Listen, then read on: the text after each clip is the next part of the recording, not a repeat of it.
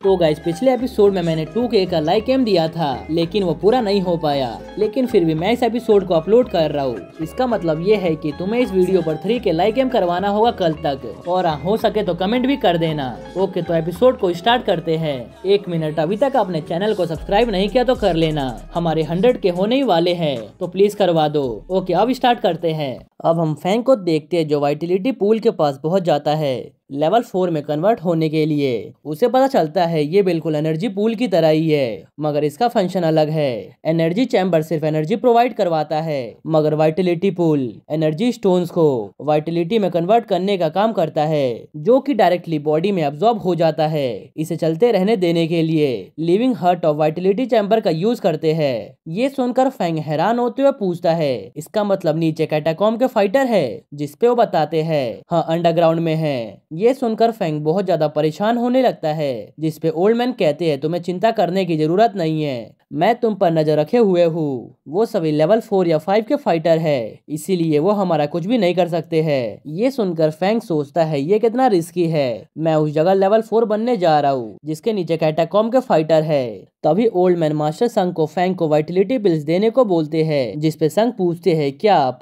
इस बात के लिए श्योर हो? आपको इसके बारे में पहले सोच लेना चाहिए। अगर कुछ गड़बड़ हुआ तो ये बच्चा मर भी सकता है और आप इसके लिए रिस्पॉन्सिबल होंगे। ये सुनकर ओल्ड मैन सरकास्टिक सा फेस बनाते हुए कहते हैं वो सिर्फ लेवल 5 का पिल ही तो है। तब फैंग पूछता है उसका कितना कॉस्ट है? प्राइस सुनते ही फैंग का दिमाग खराब होने लगता है।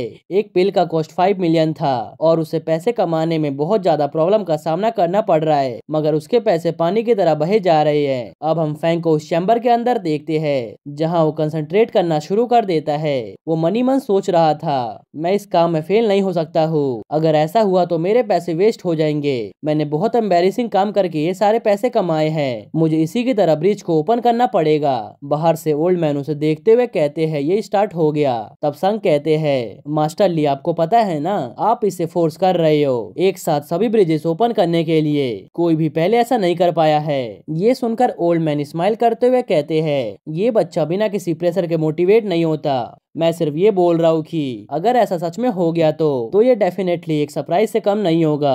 अभी हमारे स्कूल का बेस्ट बच्चा लेवल 4 पर है, अगर फैंग 5 ब्रिज को मैनेज कर पाया तो ये लेवल 6 का हो जाएगा। ये बच्चा फ्यूचर में जरूर बड़े काम करेगा। अंदर हम फैंग को देखते हैं जिसका हार्ट बहुत तेजी से पाउंड कर रहा था। वो मनी मन सोच रहा था कि मैं अभी स्टेबल नहीं हूँ और जल्द ही कोलैप्स हो सकता हूँ। मुझे अपना वाइटिलिटी स्ट्रेंथ बढ़ाना है।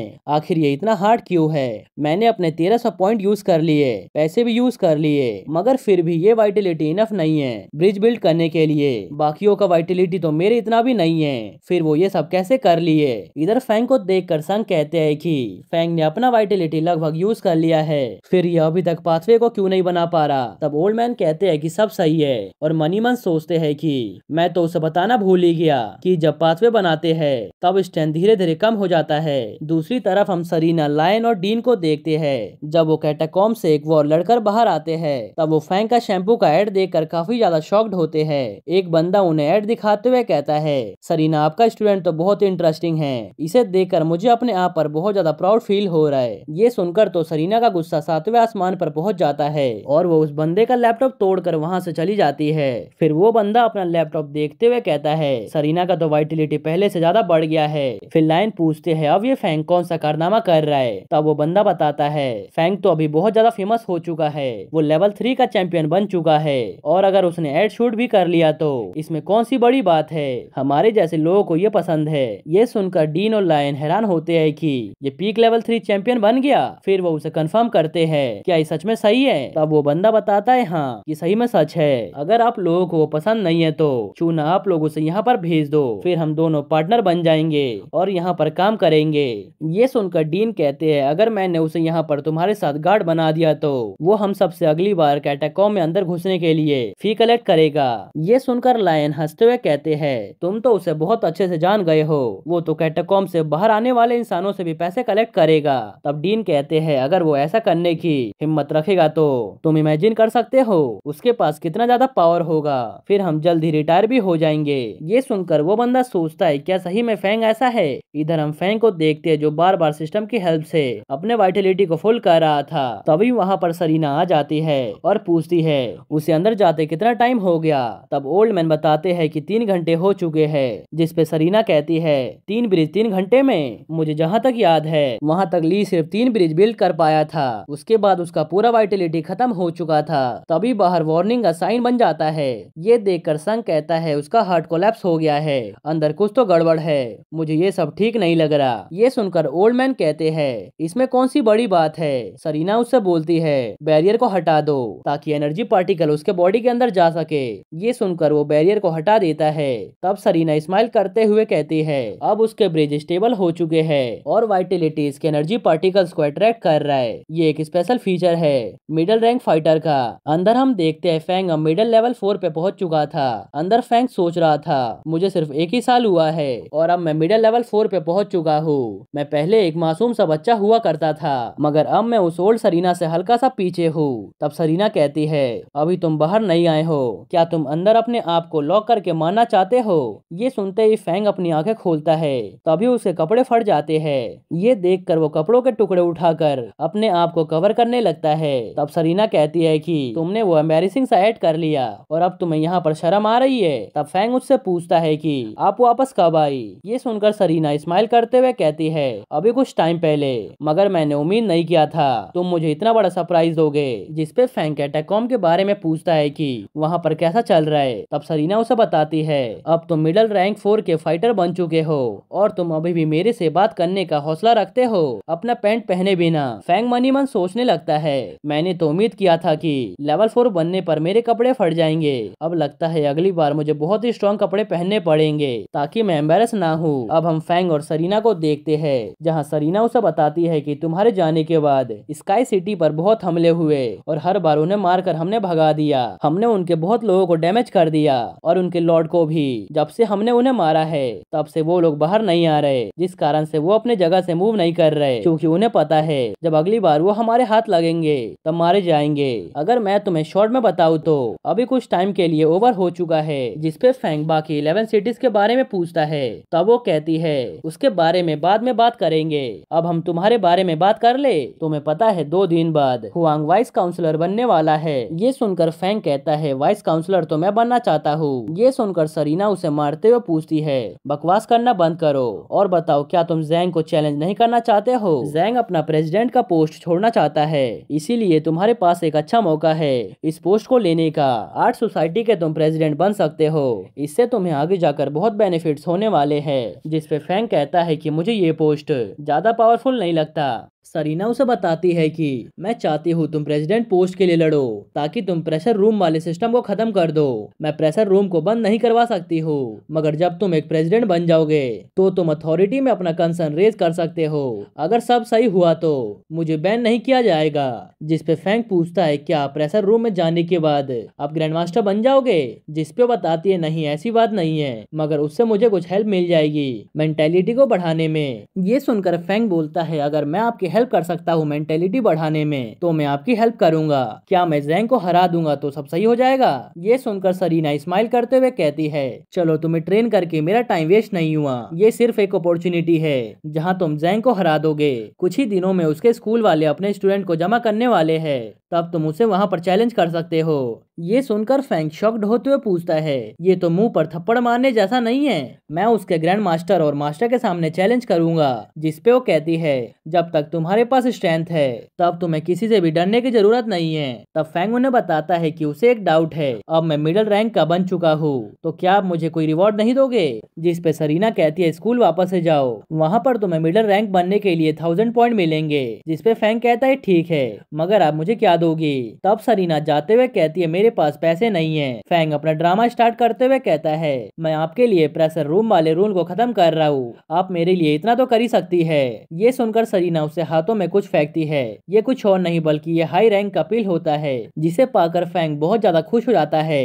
अब हम फैंग को उसके दोस्तों के साथ देखते हैं जहाँ वो उन्हें रैंक 4 बनने की खुशी में पार्टी दे रहा था। वो कुछ डिश ऑर्डर करते हुए कहता है जितना खाना है खा लो, मैंने बहुत कुछ ऑर्डर कर दिया है। अभी किसी को भी पता नहीं था फैंग लेवल 4 बन चुका है। वो सब सोच रहे थे कि इसके जैसा कंजूस बंदा उन्हें कैसे खिला सकता है, क्या कुछ हुआ है। फिर वो बताने लगता है कैसे तुम सब अभी रैंक 3 पर हो।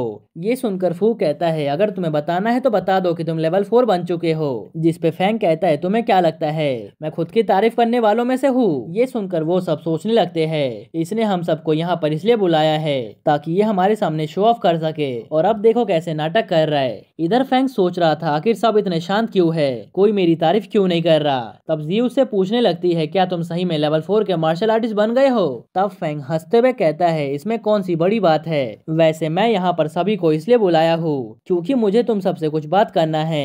तुम्हें पता होगा जैंग अपने पोस्ट को छोड़ रहा है, हो सकता है कि वो पोस्ट वो को दे, हम सब उसमें पार्टिसिपेट करेंगे और अपने स्कूल को रिप्रेजेंट करने वाले हैं। हो सकता है कि मैं जल्द ही लेवल 5 पे पहुंच जाऊं, अभी तो फ्यूचर में मेरे पास बहुत टाइम है। ये सुनकर फू उसके कंधे पर हाथ रखते हुए कहता है हम समझ गए, तुम चाहते हो तुम्हें प्रेसिडेंट के पोस्ट के लिए वोट दे तो ठीक है, मगर तुम्हें पता होना चाहिए हमारे वोट का ज्यादा वैल्यू नहीं है। तब फैंग ली और लुई से उनका ओपिनियन पूछता है और बताता है लुई अभी मैंने तुमसे अपना बदला नहीं लिया, तुमने मेरा बहुत ज्यादा रेपुटेशन खराब किया है, अगर तुमने किसी और को वोट दिया तो अच्छा नहीं होगा। फिर फैंग स्माइल करते हुए कहता है जी तुम कितनी अच्छी हो, तुम्हें कोई दिक्कत नहीं है। तब जी उससे पूछती है आखिर तुम कुछ टाइम से पिल्स क्यों बेच रहे हो। ये सुनकर वो मनी मन सोचता है इसने तो टॉपिक को ही चेंज कर दिया। फिर वो कहता है अब इस बारे में बात मत करो। इधर यूमे कहती है हम सबको तुम्हें प्रेसिडेंट बनाने में कोई भी दिक्कत नहीं है, इसीलिए शांति से खाना खाओ। ये सुनकर फैंग पूछता है क्या तुम सही में हल्का मुझे सपोर्ट नहीं कर सकते हो, तुम्हें पता है ना मैं पूरे स्कूल को कंट्रोल करने वाला हूँ। तब वो कहता है तुम लीडर बनने वाले हो, फिर भी तुम ऐसा घिसा पिटा खाना खिला रहे हो, फैंसी खाना खिलाने के बदले, और क्या तुम वो छोटे छोटे ऐड करना बंद कर सकते हो, ये कितना एम्बैरेसिंग है। जिस पे फैंग कहता है मैं गरीब हूँ, मुझे ये करना पड़ा, मैंने कौन सा चोरी किया है या फिर बैंक लूटा है, फिर तुम्हें इससे क्या दिक्कत है, तुम्हें पता है पिल्स का दाम बहुत ज्यादा है, आखिर मैं उन सभी चीजों को कैसे अफोर्ड कर पाऊंगा। जिस पे जी कहती है कि तुम बहुत अच्छा कर रहे हो, तुम अपने बल पर ही सब कुछ करते हो और तुम उस एड में काफी अच्छे दिख रहे थे। वैसे हाँ एक रिपोर्टर था, उसने पता नहीं कैसे मेरा QI ID पता कर लिया, उसने मुझे कुछ एविडेंस भेजा था ये कहते हुए कि उसने ये सब काम तुम्हारे करने पे किया था। तब फैंग कहता है वो मेरे ऊपर झूठा इल्जाम लगा रहा है। तब वो कहती है हाँ वही तो, वो कितना शेमलेस है, आखिर वो तुम्हें कैसे ब्लेम कर सकता है। बाकी सभी समझ जाते हैं इसके पीछे फैंग का ही हाथ है। अब हम स्टूडेंट को देखते हैं जो सभी सिर्फ और सिर्फ जैंग और प्रेसिडेंट इलेक्शन के बारे में ही बात कर रहे थे। दूसरी तरफ हम आर्ट सोसाइटी का सीन देखते हैं जहां पर सभी मेंबर्स इसी बारे में डिस्कस कर रहे थे और किन कहता है अगर वो फैंग प्रेसिडेंट के लिए खड़ा होगा तो मैं भी लड़ूंगा। तब बाकी भी कहने लगते हैं कि मैं भी बनूंगा प्रेसिडेंट। तभी वहां पर जैंग आ जाता है जहां बहुत देर बाद बहस करने के बाद जैंग कहता है ऐसा करो तुम सब पार्टिसिपेट करो, अगर कोई भी मुझे उस कंपटीशन में नहीं हरा पाया तो प्रेसिडेंट का पोस्ट खाली रहेगा तब तक जब तक मुझे कोई काबिल बंदा नहीं मिल जाता उस पोस्ट के लिए। अब हम कंपटीशन के दिन वाला सीन देखते हैं जहां सभी मास्टर टीचर और स्टूडेंट इकट्ठा हो गए थे। फिर वहां पर ऑफिशियली बताया जाता है वाइस चांसलर अब हमारे बीच में नहीं रहे। ये सुनकर सब शॉक्ड होते हैं कि क्या सही में वो इस दुनिया में नहीं रहे। बाकी स्टूडेंट बात करने लगते हैं मुझे तो मेरे टीचर दिखाई नहीं दे रहे हैं। तब फैंग मनी मन सोचने लगता है अभी ज्यादा लोगों को इस बारे में पता नहीं है कि कुछ टीचर और मास्टर मारे गए हैं और ना ही सभी को हक है इस बारे में जानने का। तभी प्रिंसिपल चिल्लाते हुए कहते हैं जो मर चुके हैं अब वो वापस नहीं आने वाले हैं, अब मैं वाइस चांसलर के पोस्ट के लिए यहाँ पर लोगों को चुनने वाला हूँ। डीन जो है वो वाइस चांसलर और वेपन के पोस्ट को संभालने वाले हैं और जो लुई पोलो है वो प्रिंसिपल के पोस्ट को संभालेंगे, लायन और ली वेपन को संभालेंगे, शुआन स्कूल स्ट्रेटेजी को संभालेंगे और बाकी के पोस्ट में कोई भी चेंज नहीं हुआ है। मगर यहाँ पर सरीना को कोई भी पोस्ट नहीं दिया जाता है। तभी भीड़ में से फैंग बोलता है जब मुझे पहली बार आर्ट सोसाइटी के बारे में पता चला था तब मैंने ठान लिया था मैं जैंग को चैलेंज करके रहूंगा और प्रेसिडेंट बनूंगा, और आज वो दिन आ चुका है जब मैं उसे चैलेंज करने वाला हूँ। ये सुनकर जैंग के साथी फैंग को क्रिटिसाइज करने लगते हैं। फिर फैंग अपने टैलेंट और कारनामों को याद दिलाते हुए कहता है मैं जैंग को हराने के लिए पूरी तरीके से तैयार हूँ। ये सुनकर प्रिंसिपल इस बारे में जैंग से पूछते हैं तब वो कहता है कि मैं इसके लिए रेडी हूँ, मैं चाहता हूँ इस स्कूल का मेरे से भी ज्यादा स्ट्रॉन्ग लीडर बने। अगर तुम मेरे से जीत जाते हो इसका मतलब ये नहीं है कि तुम बहुत स्ट्रॉन्ग हो। क्या तुम जीतने के बाद अपने से स्ट्रॉन्ग बंदों का चैलेंज एक्सेप्ट करोगे? तब फैंग कहता है ऑफ कोर्स, मैं किसी का भी चैलेंज रिफ्यूज नहीं करूंगा। तभी किम बीच में आते हुए कहता है अगर तुम्हें ज़ैंग से लड़ना है तो सबसे पहले मुझसे फाइट करना पड़ेगा, उसके बाद ही तुम उस तक पहुंच सकते हो। ये सुनकर फैंग बोलता है ठीक है, फिर मैं तुमसे ही पहले फाइट करूंगा, एक तरह से मेरा वार्म अप हो जाएगा। फिर प्रिंसिपल बताते हैं कि आर्ट सोसाइटी का वाइस चांसलर है तो उसका लड़ना तो बनता है, हमें कोई भी दिक्कत नहीं है इस बारे में। इधर फैंग स्माइल करते हुए किम से कहता है मैं तुम्हें सिर्फ 3 मूव में हरा दूंगा, जिसपे वो कहता है देखते हैं तुम कितने देर तक अपना ये एरोगेंट एटीट्यूड रख पाते हो। ये कहते ही फैंग उसे एक पाम मारता है जिस कारण से उसके हाथों से ब्लड आने लगता है और फैंग उसे जैसे ही आउट बोलता है वैसे ही उसके बॉडी में करंट के झटके लगने लगते हैं। इतने में ही फैंग उसे एक और पंच मार देता है। उस पंच के लगते ही किम बहुत दूर जाके गिरता है। ये देखकर वहाँ पर खड़े सभी बंदे हैरान हो जाते हैं और हम सरीना और ओल्ड मैन को देखते हैं। ये दोनों स्माइल कर रहे होते हैं। इधर हम किम को देखते हैं जो कि जमीन पे पड़ा हुआ सोच रहा था आखिर ये पॉसिबल कैसे हो सकता है। इधर फैंग उसे ग्रीट करते हुए इस मैच के लिए थैंक्स कहता है। इधर बच्चे आपस में बात कर रहे होते हैं कि इसने तो किम को सिर्फ 3 अटैक में खत्म कर दिया। किम तो अपने बोन को 3 बार हॉर्न कर चुका है और वो यहाँ का ब्रिलियंट स्टूडेंट है और आगे जाकर वो प्रेसिडेंट बनने वाला था, मगर वो इतनी आसानी से कैसे हार गया। उसका अटैक इतना फास्ट था कि किम को मौका ही नहीं मिला अटैक करने का। क्या यही पावर होता है अपर रैंक 3 का? इधर हम ज़ैंग को देखते हैं जो कि स्पीचलेस होकर फैंग को ही देखे जा रहा था और इसी के साथ यह एपिसोड यहीं पर खत्म हो जाता है। अगर आपको यह एपिसोड थोड़ा सा भी पसंद आया हो तो प्लीज वीडियो को लाइक कर देना और अभी तक चैनल को सब्सक्राइब नहीं किया तो कर लेना। ओके, तो मिलते हैं नेक्स्ट एपिसोड में।